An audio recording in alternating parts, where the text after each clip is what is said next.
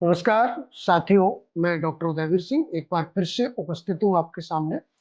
और आपका बहुत बहुत धन्यवाद। आप लोग मुझे देख रहे हैं, पसंद कर रहे हैं, लाइक कर रहे हैं, मेरे चैनल को भी सब्सक्राइब कर रहे हैं डॉक्टर उदयवीर सिंह के नाम से।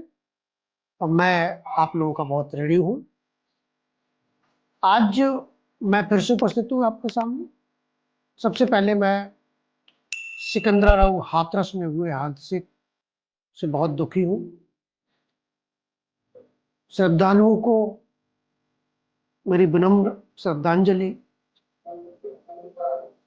ईश्वर से प्रार्थना है कि वो उनकी आत्मा को शांति दे और सभी मृतकों के परिवारजनों को इस दुख को सहन करने की शक्ति प्रदान करे। मेरा सबसे पहले तो ये अनुरोध है कि इस दुर्घटना पर कोई राजनीति नहीं होनी चाहिए। दूसरा ये कि जब हमारे गुरु या संत जन प्रवचन देते हैं तो श्रद्धालु जो कुछ सुनते हैं, क्या उन प्रवचनों को अपने जीवन में उतारते हैं? मेरा कहने का मतलब है, उनका अनुकरण करते हैं, उनको अपनाते हैं, या केवल सुनने जाते हैं? अगर केवल सुनने जाते हैं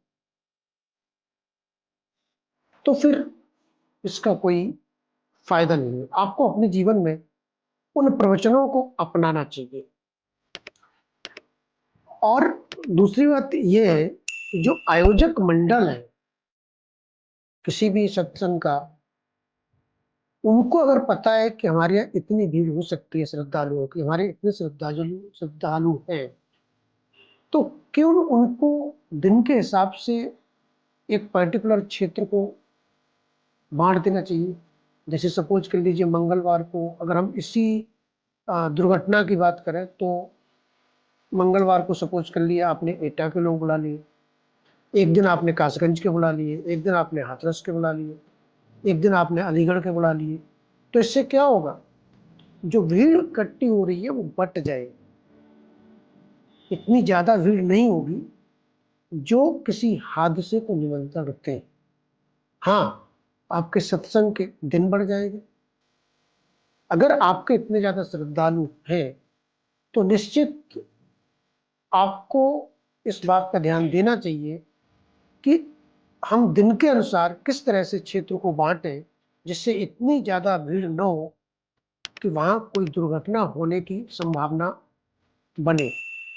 क्योंकि इस तरह के आयोजन हमारे देश में होते रहते हैं, हम सब जानते हैं। हमारे देश में गुरुओं की परंपरा है, उनको महत्व दिया जाता है। तो ये निश्चित है कि ये आयोजन होंगे और ये हमारी संस्कृति है।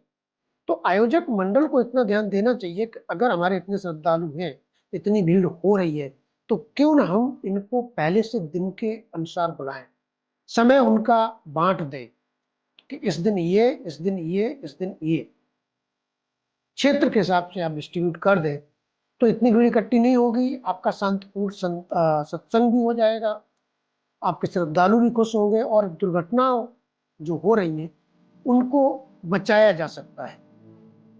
दूसरी बात यह है कि जब प्रशासन से अनुमति ली जाती है तो निश्चित है उस प्रशासन को भी ध्यान देना चाहिए कि हम अनुमति दे रहे हैं तो क्या आयोजक मंडल के पास इतना स्पेस है कि वो इस भीड़ को कंट्रोल कर पाए और शांतिपूर्वक ये सत्संग या आयोजन हो जाए। तो इन बातों का अगर ध्यान रखा जाए तो इस तरह की दुर्घटनाओं को हम बचा सकते हैं। मैं फिर से एक बार सभी श्रद्धालुओं को जो मृतक हैं श्रद्धांजलि देता हूं और ईश्वर से प्रार्थना करता हूं कि उनकी आत्मा को शांति दें और उनके परिवारजनों को इस दुख की घड़ी को सहन करने की शक्ति प्रदान करें। नमस्कार, धन्यवाद।